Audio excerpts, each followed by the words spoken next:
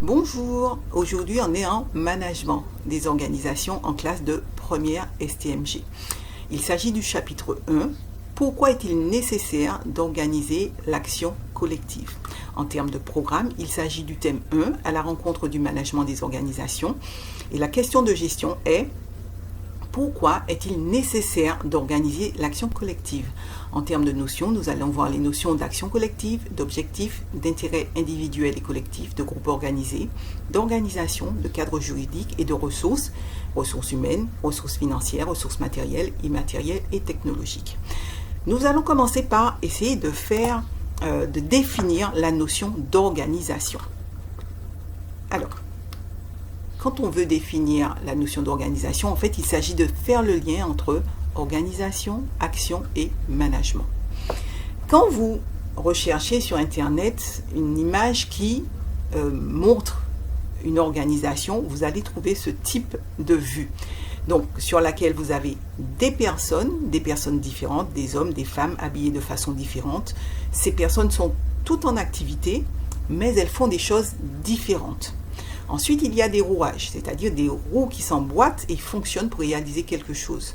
Donc, dans cette vue, vous avez des personnes qui agissent de façon coordonnée pour réaliser quelque chose. Donc, il y a trois notions qui apparaissent immédiatement: la notion de groupe, d'organisation et d'objectif.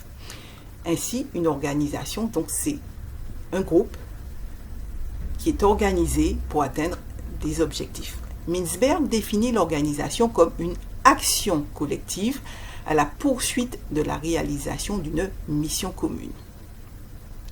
Maintenant, pour voir les différentes notions, nous allons suivre le plan suivant. Petit 1, comment et pourquoi passer d'intérêt individuel à action collective. Petit 2, quel est le cadre nécessaire au fonctionnement de l'organisation. Et petit 3, quelles sont les ressources nécessaires à l'organisation. Tout d'abord, le premier point: comment et pourquoi passer d'intérêt individuel à action collective. Tout d'abord, c'est quoi une action individuelle? Une action individuelle est une démarche personnelle dans le but d'atteindre un objectif individuel. Ce sera un navigateur qui effectue une traversée de l'Atlantique en solitaire, un artisan qui réalise seul des travaux de plomberie, un peintre qui dessine un tableau, etc. Ce sont des actions individuelles. Maintenant, une action collective correspond à l'association de plusieurs individus qui constituent un groupe dont les membres poursuivent et partagent alors un objectif commun. Cela signifie que l'action collective n'existe que dans la mesure où l'objectif est partagé par tous les membres du groupe. Il est à noter que certains groupes ne correspondent pas à une action collective, mais à une somme d'actions individuelles. Il peut s'agir d'un agrégat d'individus, mais qui n'ont pas de lien entre eux.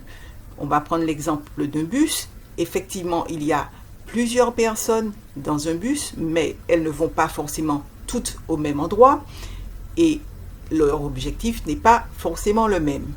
Donc, un groupe de personnes dans un bus de transport en commun, il ne s'agit pas d'une action collective. Alors, pourquoi passe-t-on d'intérêt individuel à action collective?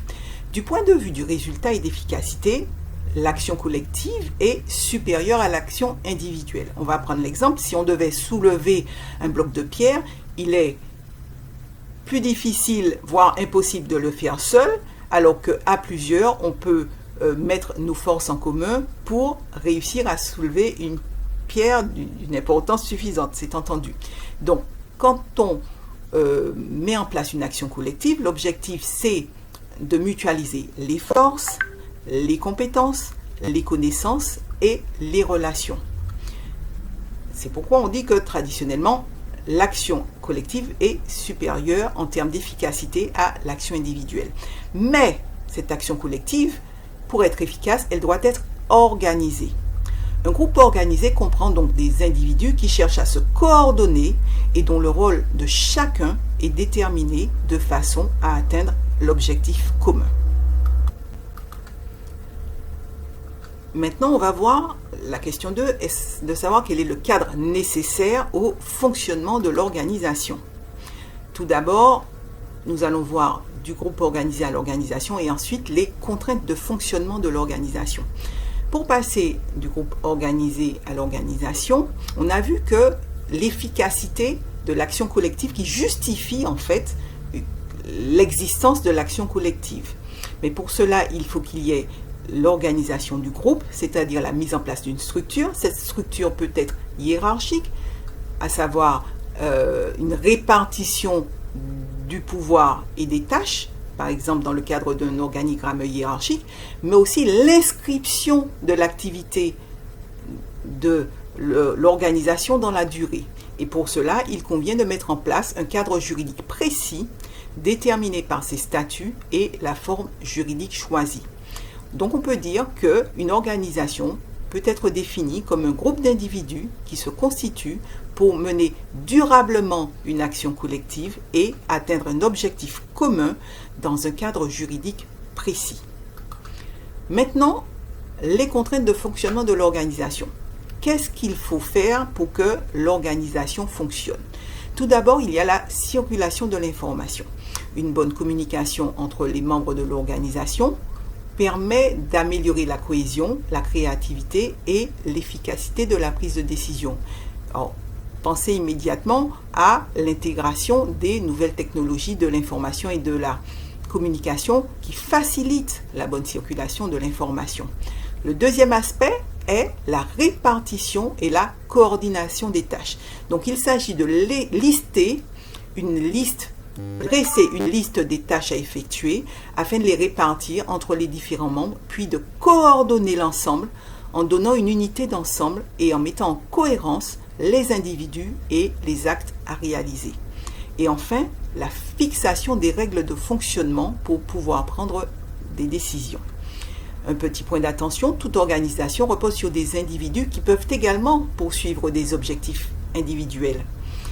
Maintenant, il s'agit de s'arranger pour que si ces objectifs individuels divergent de l'objectif commun, il y ait quand même une cohérence de groupe. Parce que si les objectifs individuels divergent de l'objectif commun, on va déboucher sur des conflits entre un membre et le reste du groupe ou entre les différents membres. Ça veut dire qu'en fait, l'organisation repose sur la convergence entre les objectifs individuels et l'objectif commun. Maintenant, quelles sont les ressources nécessaires à l'organisation? Alors, on répertorie 5 grands types de ressources. Les ressources humaines, c'est-à-dire l'ensemble des individus qui composent l'organisation ou qui participent à son activité afin de contribuer à la réalisation de ses objectifs. Les ressources financières, c'est-à-dire l'ensemble des moyens mobilisés par l'organisation pour financer son fonctionnement ou ses investissements. Les ressources matérielles, l'ensemble des biens matériels, les locaux, les ordinateurs, les véhicules, etc., dont dispose l'organisation.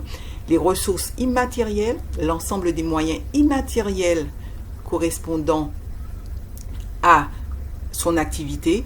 Par exemple, ce sera un site web, l'image de marque, les brevets, les logiciels, etc. Et les ressources technologiques, c'est-à-dire l'ensemble des moyens et savoir-faire qui aident l'entreprise à développer ses opérations en s'appuyant sur la technologie. Alors, ces ressources technologiques, elles existent de la production à la commercialisation, en passant par la communication, par exemple sur les réseaux sociaux, en passant par la robotisation et l'utilisation de l'intelligence artificielle. Voilà, nous en avons terminé du chapitre, nous avons vu l'ensemble des notions clés.